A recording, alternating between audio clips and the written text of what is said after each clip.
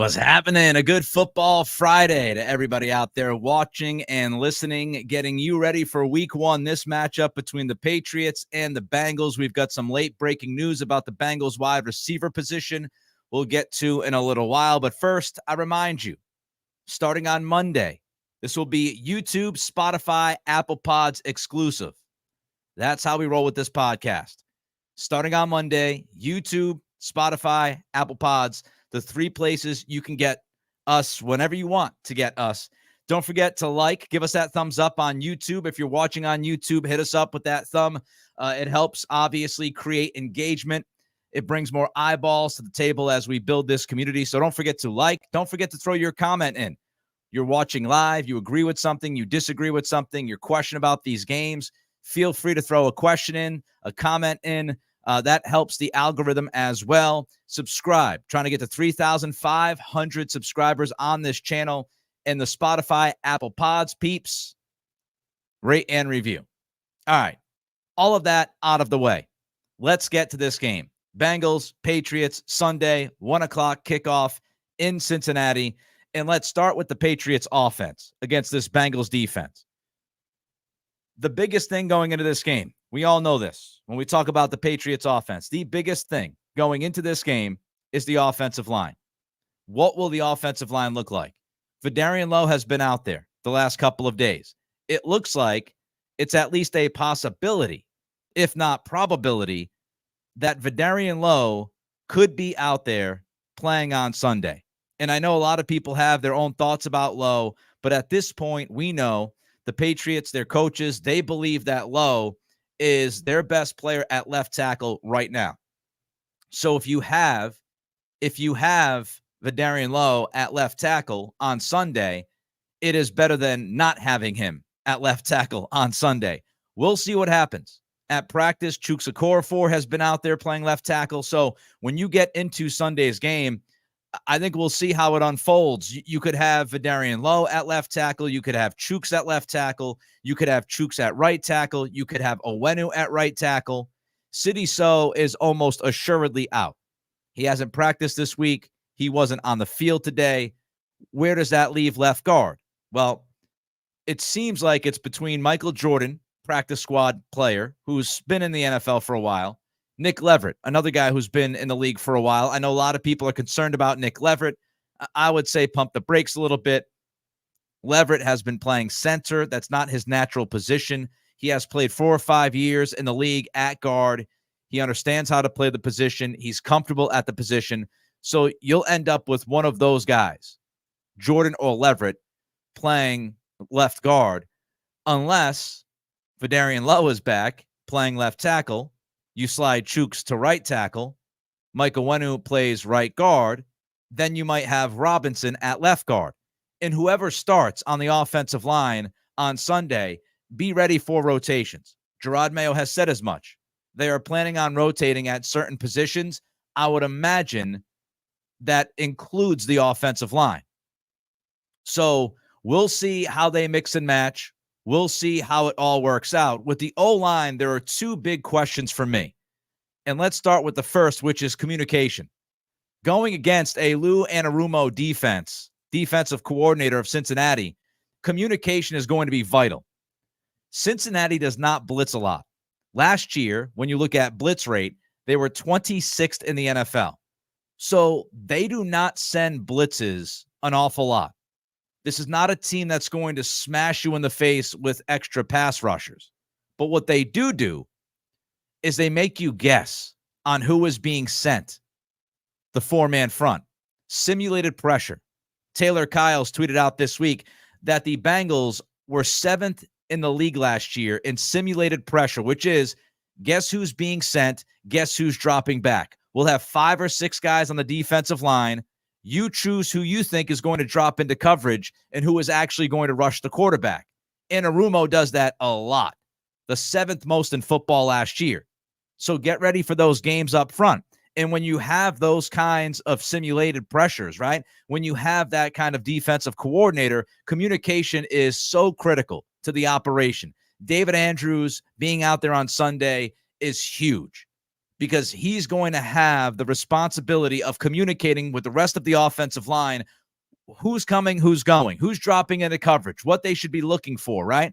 So communication is going to be so important on Sunday for this offensive line. Taylor Kyles also tweeted out that the Bengals were 6th in the NFL sending their slot corner on a blitz. So get ready for a slot corner to blitz a number of times on Sunday. Will the Patriots offensive line pick it up? Will they be ready? Will they communicate that? That's a big question. The communication between the 5 guys up front, whoever's out there, whoever's playing left tackle, whoever's playing right tackle, got to figure it out. The Bengals, meanwhile, they mess around and they try to get in your head, but they did not get to the quarterback a ton last year. They were 18th in sacks. They were 26th in hurries. They were 25th in hurry percentage. They were middle of the pack in pressures, middle of the pack in pressure percentage. So even though they play these games up front, they weren't very successful at consistently getting at the quarterback. That's the good news for the Patriots. That's why the communication is vital, because if they can communicate and figure out what Cincinnati is trying to do, they should have some decent success. This is not a team, if you go off of last year, that was smashing the quarterback, that was getting sacks and racking up pressures and hurries. That's not what they did last year. They try to confuse you. They try to create mistakes, which we'll get into a little bit later. But this is not a team that was getting after the quarterback a lot last year. When you look at their pass block win rate, it wasn't great. So, when you look at their pass rush win rate, it wasn't great. They were 23rd in the NFL in pass rush win rate last year. So they don't overwhelm you. There's one guy that can overwhelm you, and that's Hendrickson. But other than that, if you take care of him, Cincinnati had issues getting to the quarterback in 2023. And they really haven't changed a whole ton of personnel. So if it was a problem last year, I would imagine it's going to be a problem this year. The second big question for the offensive line, again, is the Andrews pre-snap protection calls. Is he comfortable with what he's doing out there? The center has a lot of responsibility in this offense. It's a new role for David Andrews. Is the transition clean? Does he make it look easy? Does it look effortless? Something to keep an eye on. The other thing about the Patriots offense, run the football. I anticipate them running the football an awful lot on Sunday. The Patriots came out, right? We've talked about this during the preseason. Gerard Mayo, some players, the coaches, they've come out and they've said, we're going to run the football. We are going to be a running team. Running matters, right? Alex Van Pelt, running matters. We are a run-based offense. So the Patriots have admitted their intention to run the football a lot this season. I think you'll see it a bunch on Sunday, and it makes a lot of sense because when you look at the Bengals last year, 2023, their run defense was atrocious, folks. It was atrocious. 4th worst in yards per carry. Teams average 4.7 yards a carry against this Bengals front. The Bengals got gashed last year on the ground. They gave up the second most 20-plus yard runs in the league last year. So they not only gave up chunks of yardage, 5, 6, 7 yards at a time in the run game, they gave up the second most, big-time plays on the ground. Tied for the second most 20-plus yard runs in the league. You want to talk about chunk plays. We talk about chunks of yardage like 5, 6, 7 yards, but chunk plays, 20-plus yards, 25 yards, that's what Cincinnati gave up in the run game last year. So defensively, their run defense wasn't good last year, and there's not much reason to believe they'll be better this year. Last year, they were 26th in run-stop win rate. They couldn't win. They couldn't win in the run game. They were 28th in football last year in DVOA run defense. They were literally one of the worst run defenses in football. So I don't know about you. I know it's not the most exciting thing in the world, but if I'm the Patriots and I'm looking at this defense from last year and they couldn't stop the run if it meant their life, I'm going into Sunday believing that I can run the football against this team. On top of all of that, DJ Reader is now gone. He's in Detroit, and he was arguably their best player against the run. So this Bengals defense that had a hell of a time against the run last year lost their best run defender in the front in DJ Reader. They replaced him with Sheldon Rankins. That, to me, is a step back. They drafted a couple of young defensive tackles. Those guys aren't healthy. Cincinnati is vulnerable up front.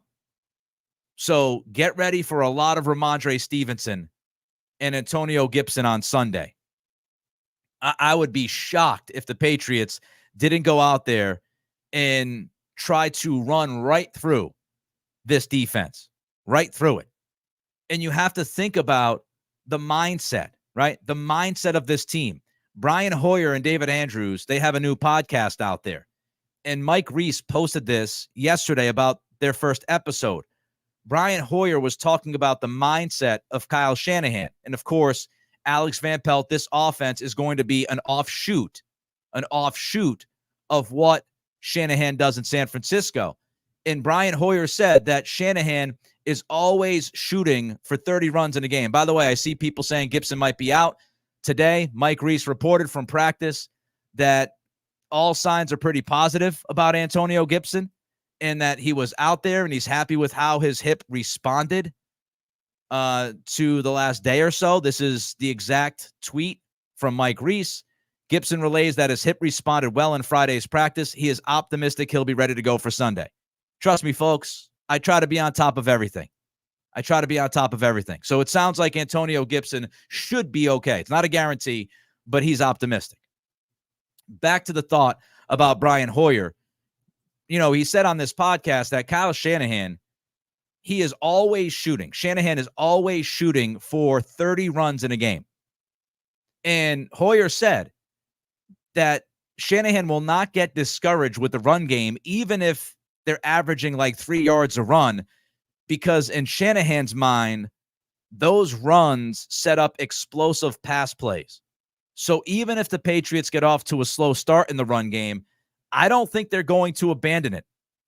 It is a Cincinnati weakness. It is a principle of AVP's offense. I'll get some more on this in a minute, but JB Brown jumps in with a super chat. Thank you, JB. $5 super chat. Can't see a W the first 4 games.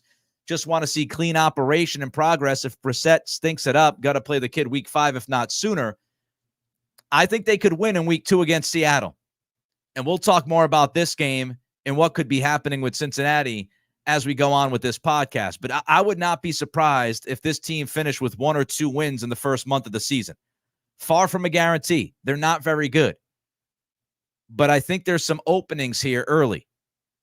And yes, if Brissett stinks in the first month, they will absolutely entertain moving to Drake May, I would imagine. Thank you, JB, for that super chat. Always appreciated.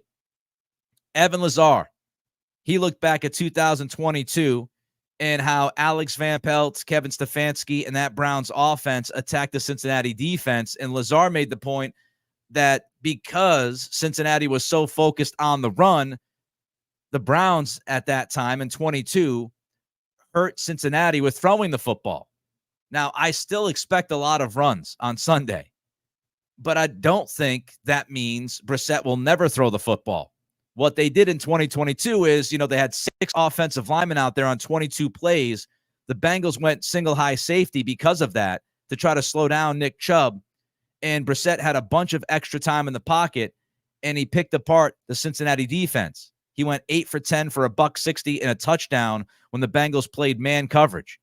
So that's another element of this. You run the football, you throw some extra offensive linemen out there, Cincinnati starts keying on the run, and then all of a sudden that opens up your pass game and you start attacking the single high safety if Cincy goes that way. Now, of course, Cleveland had better players. They had Amari Cooper, Nick Chubb. They had a really good offensive line. But when you look at this game on Sunday, another part of it is the history with Alex Van Pelt against Cincinnati. And it seems like Van Pelt has the blueprint to bother this Bengals defense. Van Pelt, when he was in Cleveland, they went 5-1, 5-1 against Joe Burrow. And you get that in-division intel, right? So Alex Van Pelt knows what Cincinnati wants to do. He understands what Lou Anarumo loves to run as a defensive coordinator. He has seen this defense a lot. He has seen this team a lot. And so there's going to be a level of comfort week one for Alex Van Pelt and Jacoby Brissett because he has seen Cincinnati. Now, does that mean they're going to just run roughshod? No, of course not. But it gives them at least a little bit of an advantage versus if you're walking in against a team that you really haven't played, that you don't have that backlog of games to look at. There's a history here. And Van Pelt has done well against Cincy. Now, how much of that was Stefanski? How much of that was Van Pelt? Of course, Stefanski called the plays on Sundays, but Alex Van Pelt installed the offense, and he worked on game plans. So he was the guy that was looking at Cincinnati on film and saying, this is what they don't like. This is how we can attack them. So Van Pelt does have somewhat of an advantage here, versus Cincy than other teams he might face. So we got to keep that in mind. Van Pelt's offense against Cincinnati has averaged, when he was in Cleveland, his offense averaged almost 27 points a game against the Bengals defense. And Van Pelt was 6-2 overall against the Bengals, 5-1 against Burrow. And Evan Lazar writes, although they're not in the division, this matchup offensively is also similar to how New England has a blueprint to beat the Steelers. Even in the post-Brady era, the Matt Patricia offense and a Bailey Zappi-led unit got the better of Pittsburgh. Why? Well, some coaches have the answers to the test against certain opponents.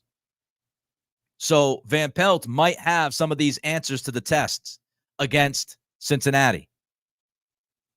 Brissett beat the Bengals with the Browns in 2022, 32-13 victory. Brissett threw for 278 yards with 2 total touchdowns. Now, Greg Bedard wrote today that Brissett showed some limitations in that game and not to be hung up on the numbers. So it seems like Lazar and Bedard disagree with how that game went down in 2022. But the overall idea is that the Patriots going into Sunday offensively should have a solid game plan against this Bengals defense based off history and what they want to do as an offense. As we continue, I got more thoughts on the offense, and we'll get to the defense, and we'll get to my prediction. Don't forget to give us that thumbs up. Every like means the world to us. Takes a second of your time, doesn't cost you any money whatsoever. You give us that thumbs up. It helps us with the algorithm. Throw a comment in, even if it's a hello, even if you disagree or you agree, whatever it is, throw a comment in because we want engagement. That's the magic word, engagement. So like, comment, and don't forget to subscribe. This is your home for Patriots football during the season, Monday, Wednesday, Friday, 3 p.m. Eastern, every Monday, Wednesday, Friday, right here on YouTube. You don't want to miss it, so lock it in, subscribe to the channel, like, and comment. Limit the turnovers. I said this during the offseason, during the preseason, camp, all of that. The quarterback room is better. The quarterback room is better this year than it was last year. And part of that is you take care of the football. Jacoby Brissett, compared to Mac Jones and Bailey Zappi, Brissett should be able to take care of the football. You go back to last year. Turnovers killed this team. They were tied for the second most interceptions in the NFL with 21. They were minus 11 in turnover differential, which was 28th in the NFL. You're not going to win a lot of games when you're minus 11 in turnover differential. That is a death knell for any football team. The hope this year is that you're not giving up the football as much as you did last year. Doug Kyde wrote about Jacoby Brissett this week in the Herald, and he compared him with Mac Jones and Bailey Zappi. And here's what Kyde wrote. Brissett is actually tied with Aaron Rodgers for having the lowest all-time interception rate at 1.4%. No one in the history of football has thrown interceptions at a lower rate than Brissett. Zappe, 4.2%. Jones, 3.5%. They both had interception rates of more than double Brissett's career average last season. Jones had the NFL's highest turnover-worthy play rate, Pro Football Focus stat, last season at 5.8%, and Zappe had the seventh highest mark at 4%. So, turnover-worthy plays, Mac Jones had the highest play rate when it comes to turnover-worthy plays last season in the NFL. Zappe had the seventh highest. Brutal quarterback play. And so we should look at Jacoby Brissett and expect him to not turn the football over as much as Zappe and Mac Jones. I know we all have that, red zone interception he threw trying to get it to Austin Hooper. But, when you look historically at his entire career, this is a guy who his interception rate is the lowest in NFL history.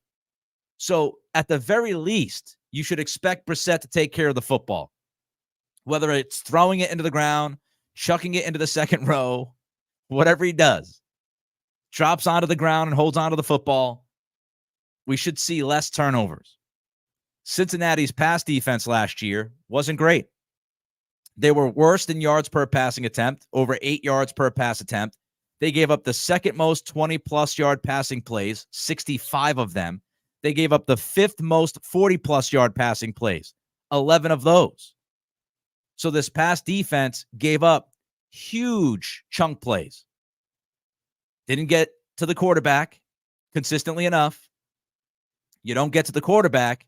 You leave your secondary on an island. You give up plays. That's what happened to the Bengals last year. And they weren't good against the run. For all intents and purposes, the Cincinnati defense was bad last year. Anarumo is going to simulate pressure. He's going to do different things to try to bother you. But this defense did not do a good job of getting after the quarterback last year, did a terrible job stopping the run, and gave up big-time plays in the pass game. Terrible combination for them. Now, they've tried to make some changes. Von Bell, Geno Stone are the new safeties. They have moved Dax Hill to cornerback. But, are those changes going to be enough? They've got some weaknesses. Patriots, can you convert on third down? Another thing Cincinnati had a tough time with last year was their third down defense, 23rd in the league. The one thing that Cincinnati was good at defensively last year, the red zone. They were the 10th best red zone defense in the league. So the Patriots could move the football. The question is, can you finish those drives? Like, comment, subscribe. Help the channel any way you can. Rate and review on Spotify and Apple Pods. Let's get to the defense. I see a lot of you throwing this into the chat. I'm going to get to it now. So T. Higgins is doubtful. I don't think he's going to play. Number one, it's a hamstring injury. Hamstring injuries are always tricky. When somebody has a hamstring injury and is doubtful, I find it very unlikely those guys will play. Secondly, he got this injury late in the week. It just popped up on yesterday's report. So this isn't something that he got during the preseason and they've been working on it. It's not something that he got early in the week and they are, rehabbing it a little bit. They're massaging it. They're working on it. This is something that just popped up. So I'm always afraid of hamstring pulls and calf pulls for any player. That's why I'm concerned about City. So it's a calf issue. When you talk about calf, you talk about hamstring, very difficult injuries to deal with. I do not anticipate T. Higgins being on the field on Sunday. Jamar Chase, he's been listed as questionable. I do think Chase will play. But the biggest question is, how many snaps will he get? He didn't have a preseason. He didn't have a camp. So how is he able to go out there and just be shot out of a cannon and give you 50 offensive snaps? I don't think that's going to be the case. I do not think Jamar Chase is going to play a bunch of snaps. And he even admitted it to the media today that he's likely going to be limited. So I don't think Higgins will be out there. And I think Jamar Chase will be out there sparingly. So who's left? Andre Yosevich is another wide receiver. He might be their number one on Sunday for the most part. Then you have Trenton Irwin. You have Jermaine Burton. Not great. This is a huge break for the Patriots. Huge. I don't think Higgins will play. And I think Chase will likely be out there on like third downs or red zone plays, big critical plays. That's the only time I think you're going to see Jamar Chase. So this is a gigantic break. Gigantic break for the Patriots and their secondary. So what does that mean? Pass rush. I think we can anticipate the Patriots being very aggressive on Sunday. Now, I think they'll be aggressive all year long. And even if they had Chase and Higgins out there on Sunday consistently, I believe you'd see the Patriots defense be aggressive. But I think they are going to be ultra aggressive on Sunday. I don't think Higgins is out there. Chase is not going to play a ton of snaps. I think this opens the door for DeMarcus Covington to send the freaking house. There is going to be an opportunity to get to Joe Burrow. The Patriots were fourth last year in blitz percentage. I can see them blitzing a decent amount on Sunday because they won't have to worry about their coverage in the secondary. When you look at Cincinnati, by the way, their offensive line sucked out loud when it came to pass protection. There's been so much talk about the Patriots' offensive line, and rightfully so. I've continued to remind people that in the NFL, offensive line play has not been good. Tackle play is not very good. It doesn't excuse the Patriots situation. It's just to let everybody know a lot of teams are dealing with ish. When you look at the Bengals last year, their pass protection numbers are not good. They gave up the seventh most sacks, 50. They gave up the seventh most quarterback hits, 64. The Bengals had the sixth worst time in the pocket, which means the least amount of time. Bengals quarterbacks last year had barely over 2 seconds to throw the football. The Bengals were 27th in pass block win rate in 2023. Again, their O-line sucked. Pass block win rate sucked. Gave up a ton of sacks. Gave up a ton of hits. Didn't give their quarterbacks a lot of time to throw the football. They were middle of the pack when it came to giving up pressure percentage. They were lower third in hurries. And here's the thing. The Bengals offensive line had a miserable time protecting the quarterback last year, and defenses did not even blitz them a ton. When you look at Cincinnati, they only faced the 19th most blitzes in the NFL. So it's not like teams were overwhelming them with the blitz. They were losing straight up 4-on-4 or 4-on-5. I mean, that's an issue for them. So their offensive line wasn't very good in protecting the quarterback last year. They have Trent Brown in there now. Trent Brown instead of Jonah Williams. I think Brown will be motivated to shove it up the Patriots' rear end. Whether or not that works out, we'll see. But this O-line last year for Cincy, they gave up. They gave up a lot of hits. They gave up a lot of sacks. And their pass block win rate was brutal. So now you combine that, right? You think about that, where their offensive line wasn't good in pass pro. And then you include the idea that Higgins is unlikely to be playing. Jamar Chase is not going to play a ton of snaps. The Patriots can take advantage of this defensively, big time. You can now play man. I don't think you're afraid to play man coverage against Yosevich and Irwin, okay? That ain't Higgins and Chase. So the Patriots, I think, can play man coverage a lot on Sunday if they want to. You play man coverage, what does that do?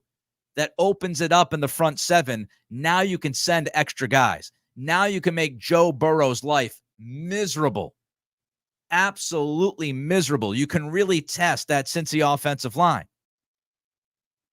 So I think they're going to be aggressive. They're going to lean on their secondary. We can handle them in man coverage for the most part. And they're going to attack. You don't have Judon. You don't have Barmore. The Patriots were 27th in pass rush win rate last year. They know they got to send some extra guys. I think you'll see them send extra guys.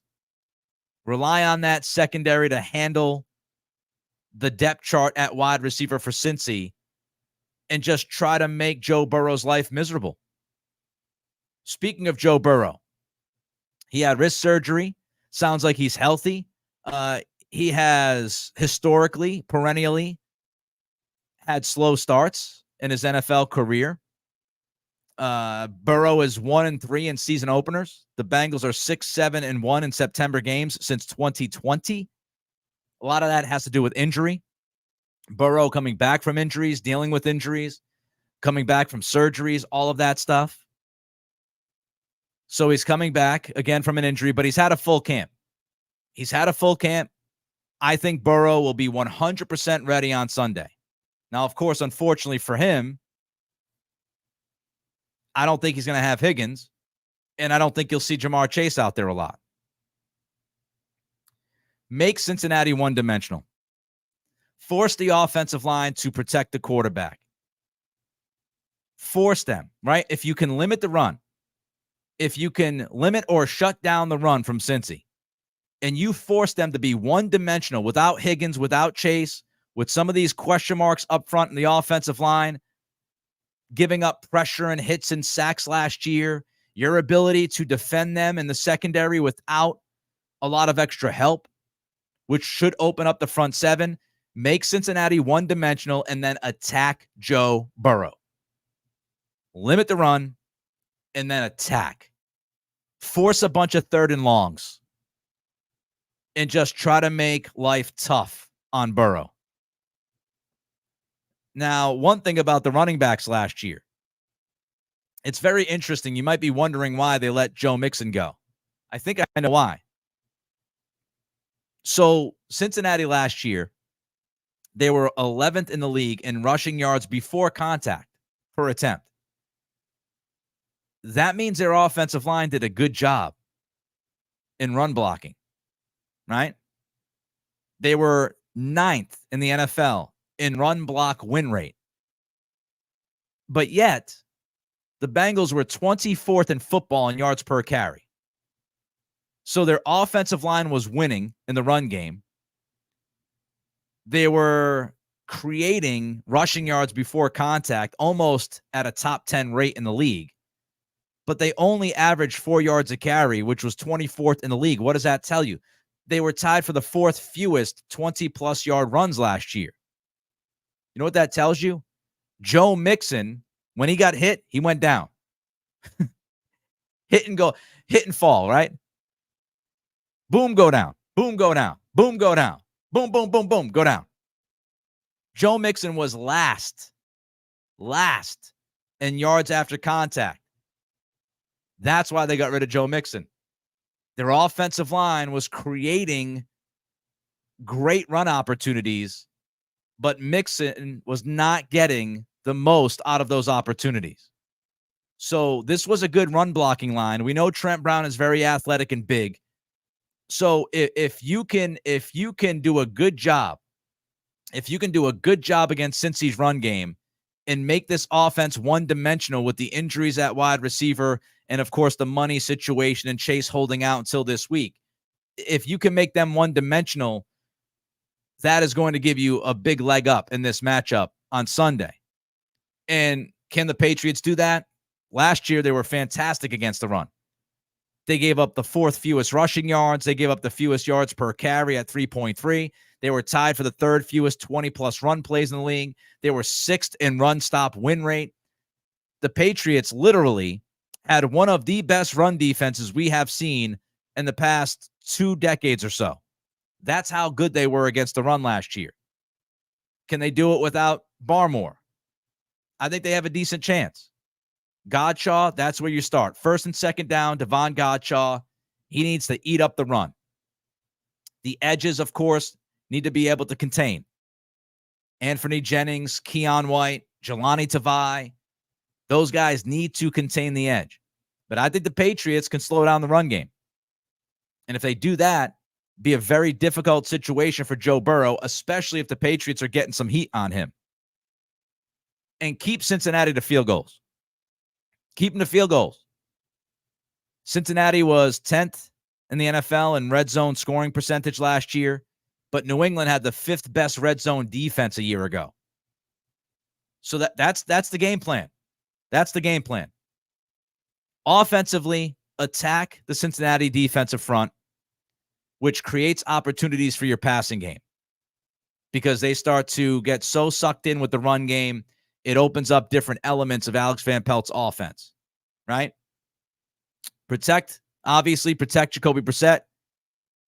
How does that offensive line play? Huge question. Huge question. But you run, you limit your turnovers, you open up some opportunities in the passing game by running the football down their throat. Then, defensively, you go with man coverage for a decent amount, force the Andre Yosevic's of the world to beat you. If Andre Yosevich is able to beat Christian Gonzalez consistently, let's tip the cap to him. I don't think that's going to happen. So play a decent amount of man coverage, go after Joe Burrow, make that offense one-dimensional. And, of course, if you're able to get the football into the red zone, you got to finish at least one or two of those drives. And you can't allow Cincinnati to eat in the red zone. Like, comment, subscribe, rate, and review. All of those things mean a lot to us. Doesn't take a ton of effort, honestly, from all of you. Just takes a second of your time to click that thumbs up on YouTube. If you're watching on Facebook, watching on Twitter, help us out there as well. Let's drive the engagement. Some key matchups for you. Chukwuekorfor / Vidarian Lowe versus Trey Hendrickson. Now, Hendrickson had 17.5 sacks last year. He can ruin this game. That's just a humongous matchup for the Patriots. I would imagine they're going to help whoever is at left tackle a decent amount. I think they will trust Mike Onwenu if he's playing right tackle. They would even trust Chooks if he's playing right tackle for the most part. On the left side, I think Alex Van Pelt will help, whether it's Lowe or it's Chooks. You cannot allow Trey Hendrickson to eat on Sunday one-on-one. Every once in a while, yes. You're going to have to believe in your left tackle for at least some snaps in this game that he can hold water against Hendrickson, but you can't leave him out there on an island. If you're dropping back 30 times to throw, you can't have Hendrickson one-on-one on 20 or 25 of those throws. So the Chooks, Vidarian Lowe, Alex Van Pelt trio versus Trey Hendrickson. You got to take him out of the game. Lou Anarumo, defensive coordinator of the Bengals, versus Alex Van Pelt. Experienced play caller versus Van Pelt. Van Pelt obviously got some shots in the preseason to call some plays. Worked in camp calling plays. Hopefully he's ready because Anarumo is going to do a lot of different things, simulate the pressure as we talked about. He's going to send the slot corner a number of times. Van Pelt has to make sure his team is prepared for that. He has to make sure he's calling plays to combat that. And Van Pelt has to scheme up the offensive line. So here's the deal. Let's get to the prediction. Right now, the line's kind of floating, okay? The line started this week at like 9.5. The money was going in on the Patriots. Even before the Jamar Chase questionable and T. Higgins doubtful, the money was going in on the Patriots. How do we know that? Because the line went from 9.5 to 8.5. Now the line is like 8.5 to 7.5, depending on which book you look at. So I'm going to go with 8. Okay, I'm going to go with an 8-point line. This will probably drop down by Sunday. I can only do what I can do today on this Friday. So I'll call the line 8. I'll meet in the middle between 7.5 and 8.5. So let's go to 8. I'm taking the Patriots. I'm taking the Patriots and the points. And I was going to take the Patriots at plus 8.5 with Higgins out there. I think that is too heavy of a line for week 1. So I am going to take the points. I am going to take the Patriots with those points if I'm betting this game on Sunday. Now, as far as the game itself, it's tough. I'm leaning Cincinnati just because of Joe Burrow. I'm leaning Cincinnati, but it's not a strong lean. Not with the Higgins and Chase news. It is not a strong lean. I would take Cincy on the money line, but it's going to be tight. I would also take the under. I don't know if either team hits 24 points. So I'd be looking at, what's the latest over under? That's what I'm wondering. Anybody have that number for me? Any of you gamblers out there? I'm trying to find the over under of the Patriots. Let's see. Of course, this could always move, right? Like we said, it went from, so right now, 2 hours ago, the over under was 40.5. I'd go under. Now, I would not be surprised if the Patriots won this game straight up. I think Cincy will win a tight game because of Joe Burrow. But I would not be surprised if I'm on here Monday and we're talking about the Patriots escaping Cincinnati with a W. So if it were me, I would take the points with the Patriots and I would play the under. I could see this being like 20-17, 20-16, somewhere in that range. Since he wins by a field goal to 4 points, it stays under 40. That's how this game feels to me. Now, of course, with that said, it's week 1. Nobody really knows. Week 1 is the most difficult week to bet and predict games because we haven't seen what these teams really want to do. But right now, I would take the Patriots with the points. For this show purpose, I am taking the Patriots plus the 8.5. We'll move it to 8 if you want. So we'll go Patriots plus 8. If you're wondering, I would take the Patriots plus 7.5. Because, again, I think this is a field goal game. 3-4 points. 2017, 2016. Somewhere in that range. Do the Patriots finish drives or do they not finish drives? But I like them with the points on Sunday. Like, comment, subscribe, rate, and review. Help us out as we try to build this community. The 2024 season is upon us. I am excited. I know this team is likely not going to be very good, but there are things to be excited about. The youth movement. We'll see how this coaching staff develops, and maybe they surprise us. Wouldn't be the worst thing in the world if they surprise us with a few more wins than we think they're going to get. You heard me earlier in the week. I got the Patriots at 5-12 this year. If they could eke this one out, given the circumstances with Higgins and Chase, I could be looking at 6-11. Everybody enjoy your football weekend. We will be back on Monday at 3 p.m. Eastern to review, recap, give you our thoughts on the game. Enjoy yourself. Be safe. Be responsible. Till next time, it's the Nick